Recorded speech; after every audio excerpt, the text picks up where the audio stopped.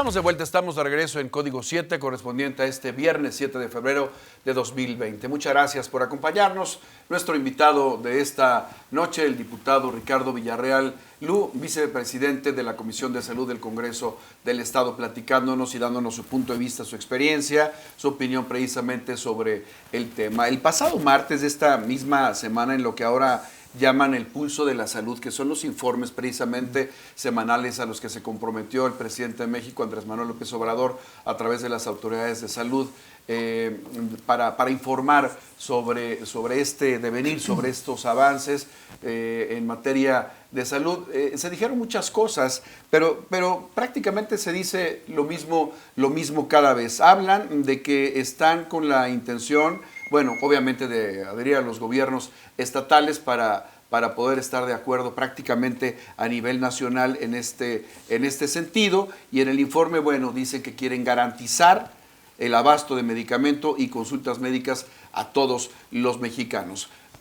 Esto es en la teoría, pero en la praxis pareciera que dista muchísimo. Bien lo dijo Ricardo, a mitad de año apenas se van a conocer las reglas del juego y el 1 de diciembre es cuando el gobierno mexicano se compromete a que exista medicamento y toda la población mexicana vulnerable pueda tener la cobertura. Se habla de 53 millones de mexicanos que estaban o que formaban parte del padrón del Seguro Popular. El propio titular del INSABI ahora en el gobierno federal dice que ya no van a ser 53 millones, que van a tener la capacidad para una cobertura de 60 millones de mexicanos el 1 de diciembre. Y yo tengo mis dudas y ojalá, lo dije en un momento dado, Ricardo, me calle la boca el titular del INSABI y sean 60 o más, y no es un programa federal al que me refiero. Y eso es lo que dicen, digo, la verdad es que no vaya a llegar diciembre y nos vayan a decir, como nos han dicho en otras ocasiones, pues que les demos chance otros 6 meses u otro año, porque no sería la primera ocasión que ocurre con este realmente reciente gobierno federal. Desafortunadamente en muy poco tiempo las promesas se han quedado solamente en eso. Sí. Y la realidad creo que los ha alcanzado ya en varios niveles. Tú mencionabas que ojalá no te decepcione o te tape la boca el titular del INSABI y los encargados de la salud, pero el problema, Miguel, yo creo que va mucho más allá. El problema es la centralización del poder y de los mismos recursos, porque durante esta semana seguramente ustedes incluso lo dieron a conocer en diferentes espacios, pues hubo una reunión de gobernadores del PAN de distintas entidades con el titular de Secretaría de Salud y demás autoridades a nivel federal encargadas de la salud. Llegaron a un acuerdo, ¿no? Para así firmar y adherirse a este INSABI bajo ciertos esquemas, sobre todo de transparencia y de respetar la soberanía de las entidades. Por ponerte un ejemplo, que las entidades puedan ser las encargadas de comprar los medicamentos, que es una de las cosas que estamos padeciendo hoy en día en San Luis, que aunque haya dinero, la Secretaría de Salud de San Luis Potosí no puede comprar el medicamento porque no se lo permite la ley y no se lo permitiría el INSABI. Entonces, era una de las cosas, por ponerle un ejemplo, ¿no?, de lo que ponían sobre la mesa los gobernadores del Partido de Acción Nacional.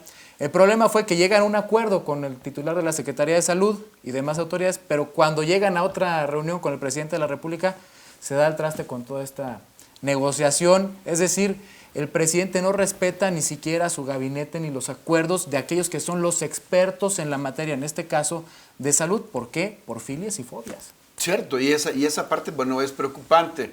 A mí otra de las cosas, Karina, que me preocupa es precisamente el presupuesto, y seguramente Ricardo tendrá respuesta para ello. Si no somos parte, o si San Luis Potosí decide no ser parte del INSABI, ¿qué va a pasar? Hay un presupuesto que la federación ya de sobre 1,380 millones de pesos se tendría destinado para San Luis Potosí, pero si decide el gobernador del estado no formar parte de este programa, ¿qué pasa? ¿El recurso de dónde va a llegar o cómo se va a solventar precisamente esta necesidad? Sé que hay mucha incertidumbre respecto al tema presupuestal. Y ahí sí quiero ser muy claro. La Ley General de Salud, es decir, la ley federal, ya permite que los estados accedan a este recurso independientemente de si se firma el convenio o no. Okay. Quiero decir, esto es el dinero que ya está presupuestado en materia de salud para San Luis Potosí, que son más de 3,000 millones de pesos, ya contando lo que llega de la federación y lo que alcanza a aportar el gobierno del estado, son 3,200 o 3,300 millones de pesos, si mal no recuerdo. está garantizado ese recurso. De tal suerte que sí podemos hacerle frente al tema de la salud en San Luis. Esto si se tiene la voluntad, obviamente, política y social por parte del Ejecutivo, que es que al fin de cuentas quien firma este acuerdo con el Ejecutivo Federal, ¿no? Por eso es que yo he hecho exhortos y llamados en diferentes momentos a que el gobernador, bueno, pues dé un paso al frente y ponga el ejemplo más allá de si es del PRI, si es del PAN, del PRD, del partido que sea, a que vean más bien por la salud de los potosinos. Claro, por supuesto. Y que, como dice bien Luis, pues que no estemos jugando póker, ¿no? No estamos dando palos de ciego. O sea, que tomemos las cosas con responsabilidad. Si no tenemos las reglas claras, ¿cómo nos vamos a adherir a algo que no sabemos lo que va a costarnos? No nada más en la cuestión monetaria, de infraestructura, de entregar la infraestructura de salud realmente y entregarle los recursos, centralizar de nueva cuenta los recursos hacia el gobierno federal, que a fin de cuentas pues es lo que quiere. Todo esto lo están viendo como una cuestión política. Es desafortunadamente lo que yo estoy viendo, lo que percibo a estas alturas ya del juego, me parece totalmente pues desafortunado. Yo sí quiero ser muy tajante en esto, sí tiene la capacidad presupuestaria porque el recurso ya está etiquetado y se le tiene que entregar al Estado. A lo que no tendría acceso es a lo que era el seguro de gastos catastróficos, que es una bolsa adicional, digamos, que si no se adhiere el Estado al INSABI, pues no tendría acceso a ese recurso, que le tocaría una parte proporcional de los 40,000 millones de pesos, me parece que son, en toda la República Mexicana. Bien, quiero hacer un comentario respecto a esto, pero antes que la participación de Karina, por favor. Sí, estaba leyendo, por ejemplo, algunos de los gobernadores que dijeron yo no le entro y yo voy a seguir trabajando con el Seguro Popular. Mi pregunta es esa, ¿qué va a pasar, por ejemplo, Aguascalientes, uno de los casos? Donde dice el gobernador, yo no le entro, yo no voy a entrar a este programa, yo me quedo con el Seguro Popular. ¿Qué va a pasar, por ejemplo, en el caso de este tipo de estados? ¿Qué tipo de atención médica van a tener?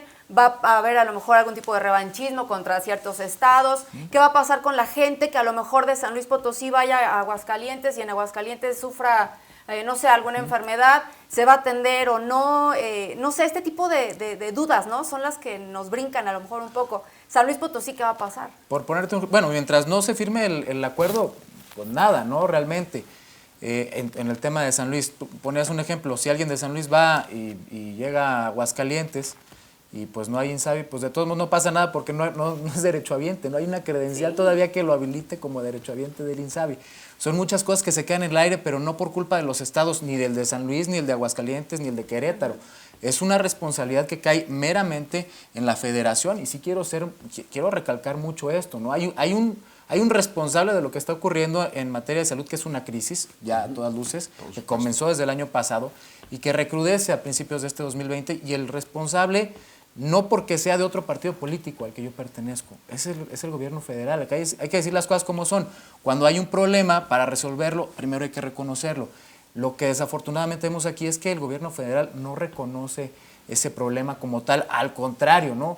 Crea más expectativas, tú lo decías hace unos momentos, no, en vez de 53 millones de beneficiados, ahora van a ser 60.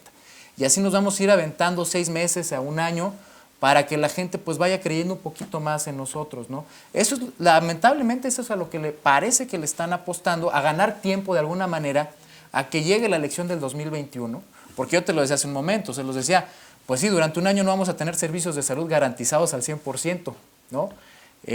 Y los que están enfermos durante este año, claro, los que están enfermos durante 2020, díganle eso a los enfermos o díganle eso a sus familiares. O enfermos terminales o con graves Exactamente, enfermedades, entonces ¿no? Nos vemos en el 2021, o sea, eso es a lo que le está apostando el gobierno federal. Yo creo que a lo que le está apostando es a tirar el recurso en cuestiones electorales al 2021, ¿no? Que van a ser elecciones intermedias, digamos, a nivel nacional, y por ejemplo, en el caso de San Luis se va a jugar la gubernatura.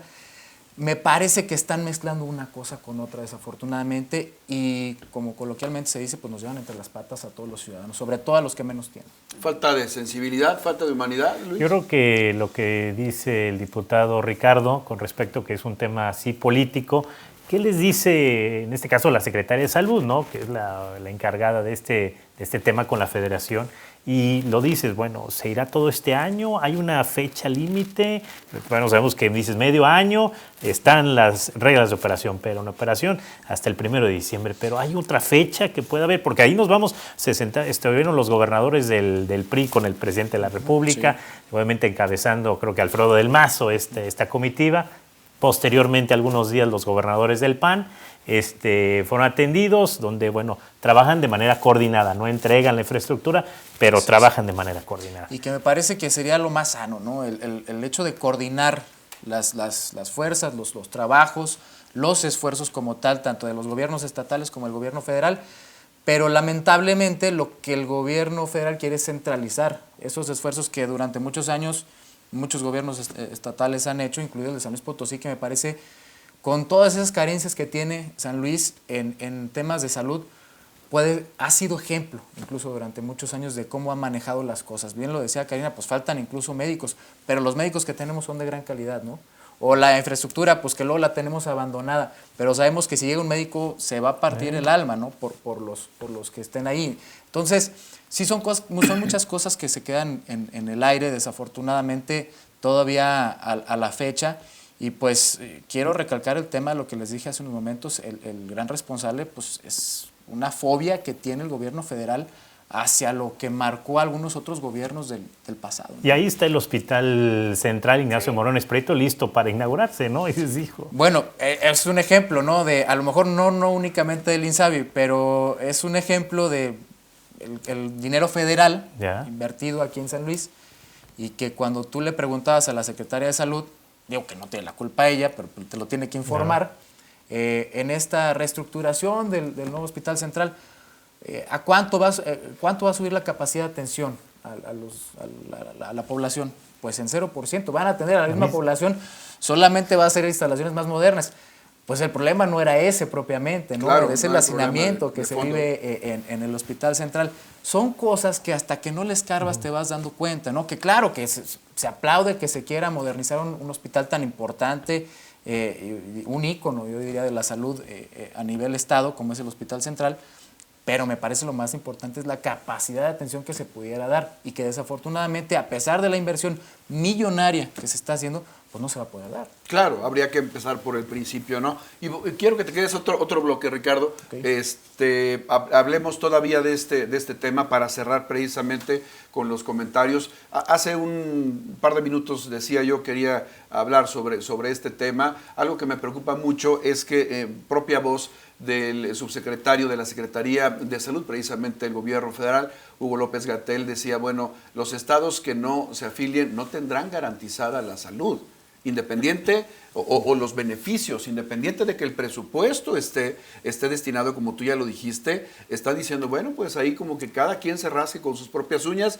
si es que no se adhieren a la política que nosotros como gobierno federal estamos marcando. Y eso es verdaderamente preocupante y completamente fuera de lugar. Vamos a una pausa, estamos en Código 7. No se vaya, hoy es viernes 7. Antes de que disfrute de este fin de semana, váyase bien informada, bien informado. Volvemos.